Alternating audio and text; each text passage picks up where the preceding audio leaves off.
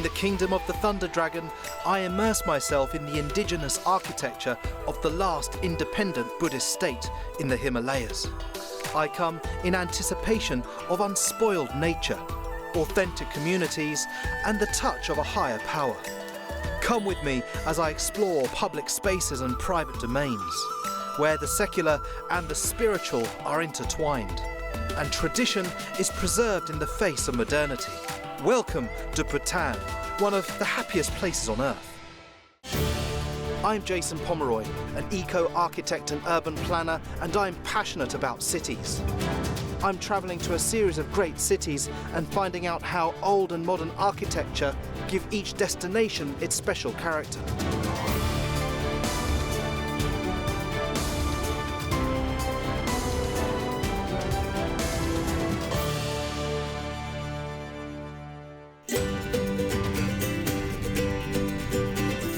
Bhutan should be of little consequence. Landlocked in the Himalayas, this little country has fewer than 1 million inhabitants. No traffic signals, no Western-style fast food, no shopping malls, and one airport serves a handful of planes. But Bhutan has a power beyond size. The terrain itself is one of astounding beauty, amplified by the magnificence of soaring peaks, verdant valleys, and gorges carved by swift flowing streams. Paro is a small town about 65 kilometers southwest of the Bhutanese capital, Thimphu. The country's only international airport is located here, making Paro the gateway into Bhutan, a kingdom where the constitutional monarchy is revered and the state religion permeates the culture. Now, what we need to bear in mind about Paro and Bhutan, for that matter, is that it runs on a dual system, one of this perfect symbiosis between religion and secularism. And I'm on a quest to see how the architecture embraces these two ideals. Bhutan's architecture is robust and ornate. Buildings spring up among the scenic greenery. The feel is both martial and spiritual. Masterpieces of indigenous design dot hilltops and valleys. You know, this picture postcard moment with the hills and wonderful chalets, you could almost imagine you being in Austria or Switzerland, but you suddenly realise that you're in Paro when you see structures like this. This is called a zong. The Bhutanese call their fortresses zongs. A typical zong is a massive complex of pitched roofs, ornate woodwork, and sloping ramparts. Zongs were constructed to keep out invaders, and Paro Zong was no different. This stronghold dates back to 1646, a time when Bhutan was constantly threatened by Tibetan attackers. Traditionally, zongs were built without architectural plans. A venerated lama would direct construction work and determine dimensions based on spiritual inspiration.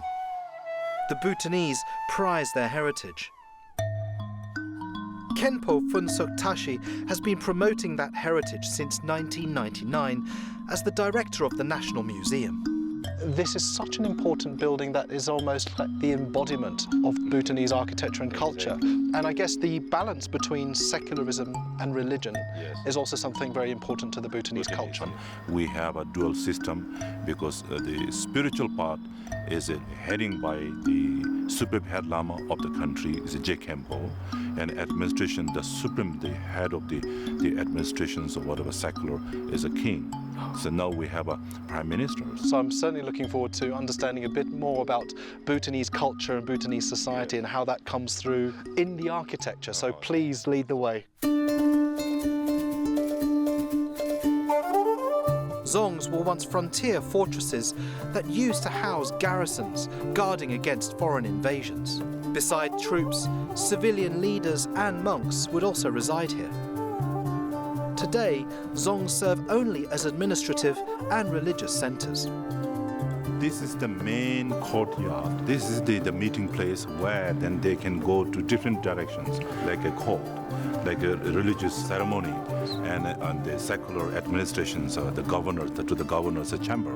The right side half of the building belong to the monk body, Yes. and the left side belong to secular. This tower sits in the middle of this open space. What does the tower represent? What does this do? In former times, this tower used to be like a watchtower, Okay. guarding all the directions invaders in those days. Yes. But now we don't need. Sure. So that's a temple. Of course, in those days also used to have a temples in that. So each floor you have a different temples dedicating to different deities. The monastery within the Zong complex is home to some 200 monks. They are now the only residents of the Zong. These courtyards, maybe they're keeping as like a private Yeah. for the monk community, so that all the people going to the court or the administration block, so they can stay up there, so they don't have to come here unless they have a religious purposes. The other one is the annual festivals for 5 days, and this is the main courtyard that they use to perform sacred dance. And this is the main chapels. It can accommodate almost over 400 or 500 monks. And the upper part is the head lama, the commissioners, VIPs. This is like a VIP galleries So to they can- witness all the festivals. Oh, Yes. right. Thanks to their religious role, Zongs are treasure houses of Bhutanese worship and culture. They are rich with religious artifacts, paintings, murals and carvings.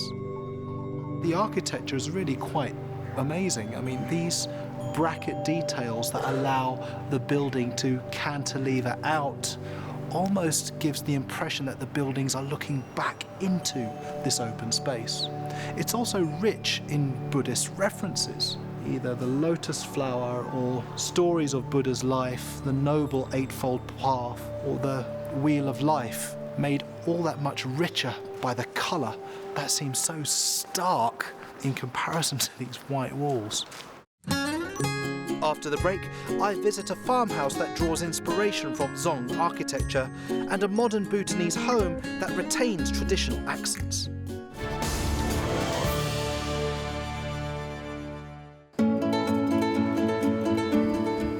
Paro Valley in southwest Bhutan stands 2,300 metres above sea level.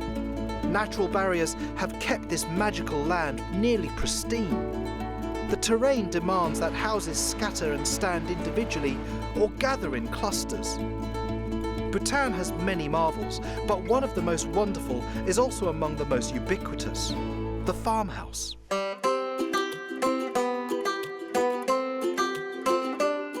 To me, this farmhouse looks a bit like a chalet with its slightly shallow but overhanging roofs.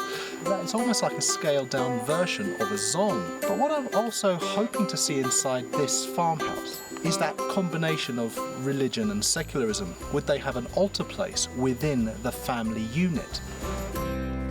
Tobgay is a young farmer and the master of the house. He's going to take us on a tour of his family Very home. much. Now, the thing is, when I think of farmhouses, I often look for the animals. So where are the animals? Due to modernization, due to changes, the government, for our health, they don't let us to keep the animals on the ground floor. Okay. So I've made a separate building for the cattle, which is like 50 to 100 meters away from the house. Farmers set their dwellings near their modest patchwork fields. This is subsistence farming at its most basic. You might expect the residential architecture to match, but farmhouses here are monumental, 2, perhaps 3 stories tall. From the exterior, this farmhouse resembles a mansion, but is fitted with amenities that are wonderfully charming. So this is the kitchen. Yes. It looks like the construction of the walls are mud brick. Is it mud brick? Yes. But it keeps the place nice and cool in the summers and really warm in the winters. I love the light coming through these little openings. And you've got a lovely roaring fire. I mean, I think that food tastes so much better when it's cooked on an open fire. Yes. Now, I recognise these pots, but what does this pot do? That one is where we make Bhutanese alcohol, which we call aras. I have some. Would you like to try? Now you're talking my language. Yes, let's try that. So this is we call ara. Ara. And how many % proof is this? I don't drink, but my friend said it's around 20 to 24%. Thank you. Okay, so before you have this one, Since I don't drink, I enjoy my betel nut. Now that's also very traditionally Bhutanese, Yes, and also in India yes. as well. We see a lot of betel nut. And this is my betel nut container. Okay. And it belongs to my grandparents. How do I say cheers? Okay, we say chapsh. Chapsh. Chapsh. Chapsh. How it is? Good? That is really wonderful.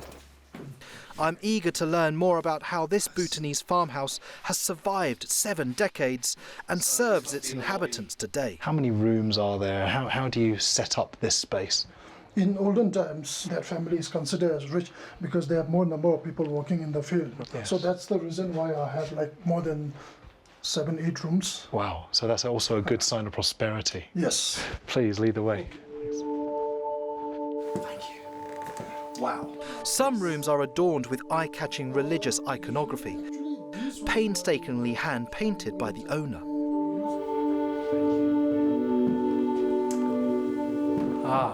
Another colourful room. This looks like it has a recess. What would have been here before? This was my altar room before, sir.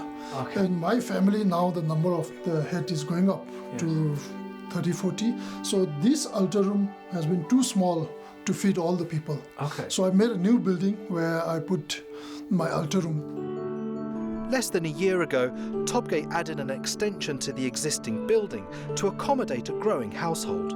Pride of place always goes to the room housing the family altar. Here, the Bhutanese passion for colour, texture and shape flows freely. This is my new altar room. When we build a new house like this, so we have to do some consecration ceremonies. Okay. So during that time, we have to call the monks, and then the other monks will be performing rituals, and 2 monks wearing these marks, and then they hold a fire sticks on the hand, and then go around the house. Wow. That is to chase away all the demons and all the bad lucks, all the bad obstacles from the house. The new building also provides a larger living area that can accommodate extended family during festivities. Tell me, what room is this? This is, I use it for living room. When I build this one, we won't have to get a loan from the bank, because the materials are imported from India. Our neighbors will come and help, but we are not familiar with working with this concrete. Because this is a concrete structure. Yes. But still, it reminds me of the fact that we are always close to the Bhutanese culture. The wall paintings, the window frames, it still feels very Bhutanese. Bhutanese farmhouses reflect their setting and the virtues of village life prevail. You know, it always gives me pleasure to see traditional farmhouses from around the world. Just imagine that these have stood the test of time. Over this period, the culture, the spirituality, the practices of farmers would have adapted. And here, in this house that dates over 70 years, we see that theory of evolution taking place. The farmer has actually preserved this traditional structure and has been able to adapt it with his new addition, but is using modern materials. The challenge, though, is when we start to think about modernity. How do we ensure that places like these can still survive? Inevitably, the modern world has influenced Bhutan and spawned a different housing style. Serene Tobgay owns a popular resort and spa here in Paro, and he has built for himself a residential mansion in a style that is atypical, to say the least. I've seen a traditional farmhouse, and while I see particular Bhutanese touches here in the head and shoulder window frames and the bracket details, it still looks remarkably different. It looks very modern. Tell me a bit about how you came around with this design. Actually, it's a modern house. From outside, you don't see much difference. Only thing is, I didn't put the Bhutanese painting. I just varnish it and put the polish instead of doing a Bhutanese painting. But inside is a little bit different. It's totally, in fact, it's totally different from what a normal Bhutanese house is. Well, I'm looking forward to you showing me around modern Bhutanese architecture. Please, have a look. Carrying on the Bhutanese architectural traditions, this house is built on a generous scale. But Serene's dream house had to play by the rules, at least on the exterior. It is the interior that reveals the real surprise. Now tell me, this still feels remarkably different to a traditional Bhutanese house. So in what way is it so different?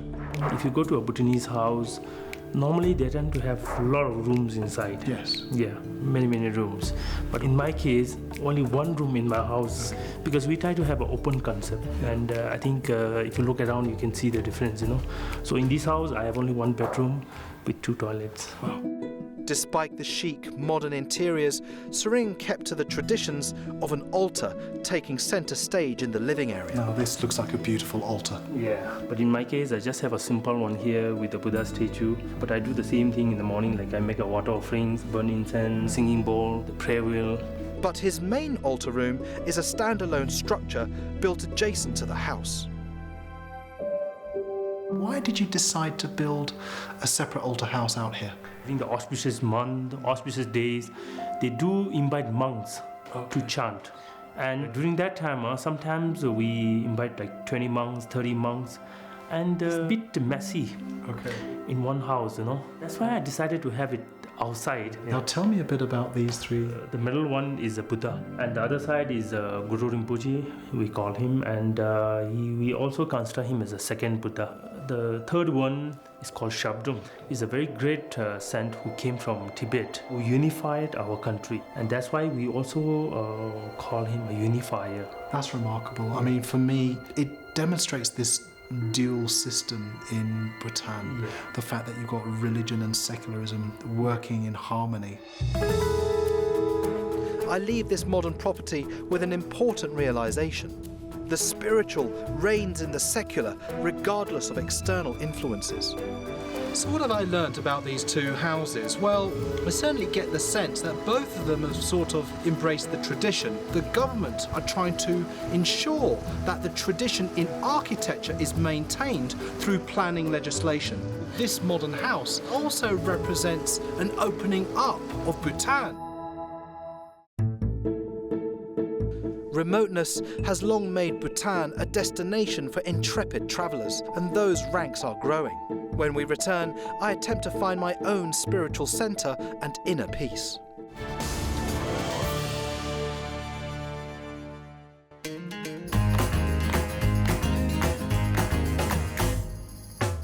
Along with development, tourism is booming.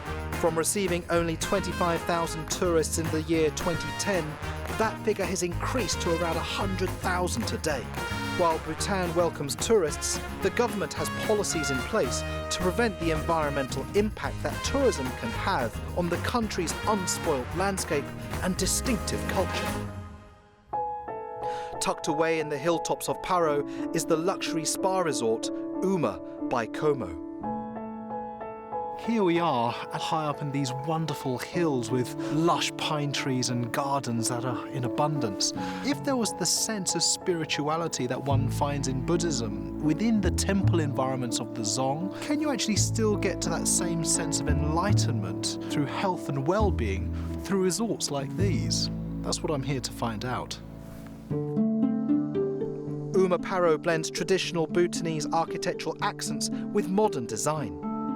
It attracts discerning travellers who seek to immerse themselves in Bhutanese culture while indulging in the contemporary comforts of a luxury resort. Jesse Tibbett is its front office manager. What a remarkable building. I love the fact that it's this blend of sort of modern architecture but infused with these particular Bhutanese architectural and cultural elements. Tell me, how did this development come about in the first place? When we did the redesign of the property, we wanted to keep as many of the aspects of Bhutanese architecture intact. And so as you can see, the beams in the ceiling, the details of the windows, etc. That's obviously the interiors have a modern refinement to them, but the exteriors as much as possible as the original design. So in this main building, we have 20 rooms and suites, and they're all centered around the central courtyard. Okay. In traditional Bhutanese architecture, the courtyard is an important feature that often occupies the core of the structure. It not only allows for natural light and ventilation, but also facilitates social interaction. So courtyards within Bhutan are often featured in the fortress, in the Zong. Yeah. And they are the central place for gathering, for valley celebrations, for mass dances, for meditation for the monks, etc. How is this space used today? In a more modern approach, we use it as a romantic destination for honeymoon couples to have a private candlelit dinner. In its grandest event, we use it as a location for wedding celebrations and parties. So it's kind of a repurposing of an old space. The resort's Bukhari restaurant occupies a circular, treehouse-like pavilion with a panoramic view of forest and valley. The name is derived from the traditional Bhutanese stove that stands as a centerpiece in the restaurant. This circular structure may have been a modern addition to the existing property, but the prevalence of the timber beams and the traditional window forms pay homage to Bhutanese architecture. The 9 villas of the resort are strategically located to ensure maximum privacy for the guests. They nestle in the pine forest in which the property is tucked away. So here we are at the Como Villa, our signature villa on the property. Now, what is the material used in the timber? Is it cedar or pine? The Como Villa is built from pine. The exterior walls, traditionally in Bhutanese architecture, you would actually do rammed earth. So they set a frame and they ram the earth and pack it tight. Okay. Here we've done a mud plaster on the outside with mud paint, so it gives kind of that earthy tone. The exclusive villa sprawls over 3,200 square feet and opens up to breathtaking views of rolling hills. True to Bhutanese architectural style, an open-air courtyard with its own fire pit sits at the heart of the villa.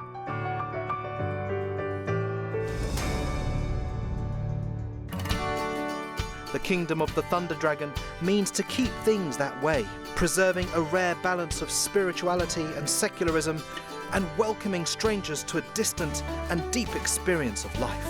One thing I'm going to certainly take away is the importance of this structure here, the Zong, this fortress that would look over the district. Just look at the architecture around you, and you can actually see elements from this building being embodied in these various other dwellings. Whilst we have heritage over this side, over here we have the new city of Paro. And despite such modernity, it is still fiercely protective of its own cultural identity. Perhaps that is the secret of its success, the fact that secularism and spirituality doesn't need to actually have a dividing line between the two, they can live in symbiosis. And perhaps that is why there is the secret to the architectural success, and that is why the people are so happy.